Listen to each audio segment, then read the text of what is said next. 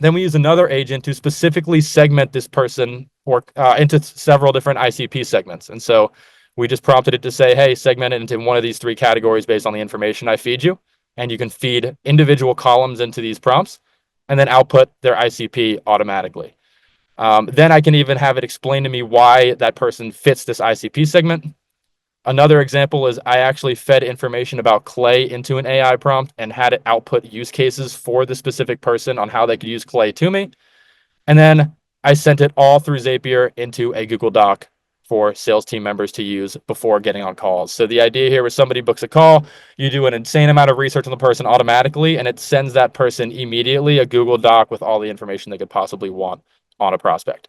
So moving on to yet another use case, lead scoring. So I'm sure pretty much anybody who's worked in MarOps knows how much of a pain advanced lead scoring can be. Obviously, a lot of tools have their own like internal mechanisms that can do it based on basic firmographic data. But a lot of the time it's tough to score on complex data without it being like an absolute mess. And so that's what Clay is really helpful for. So you can set up a Clay table that every time somebody visits your website or every time somebody engages with you on social media or fills out a form or attends a webinar, they can automatically get webhooked into a Clay table.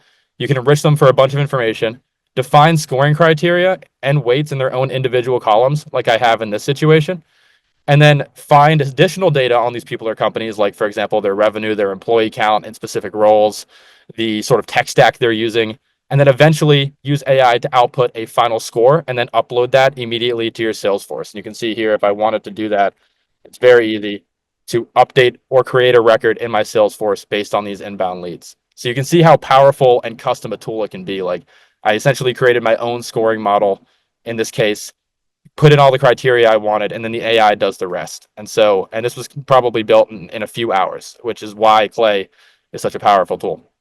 I need to check, see how good on time I am. Okay, I think I should be good.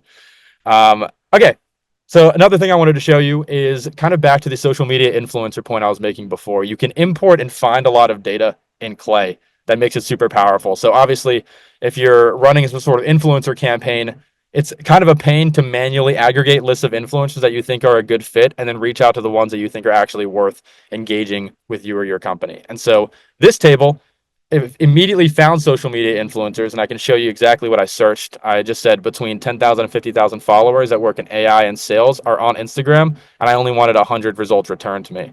And Clay was able to do it really quickly for a pretty low credit cost.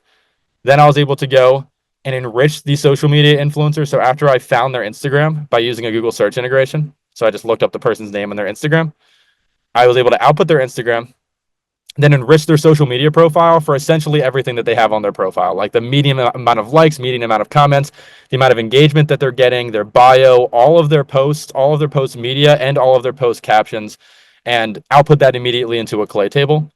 Then I was able to create a custom AI prompt that gave me a fit score on these influencers. And so I was able to pretty much just say, this is all that I'm looking for. Here's a high level of my product. Tell me what they are on a scale of 1 to 100 in terms of fit. And then rank these influencers in terms of fit and give me a reasoning as to why. And so, again, and then find their emails. And then I even created a custom email sequence that automatically sent to a sequencer that sent an email to these influencers saying, hey, would you like to collaborate with us?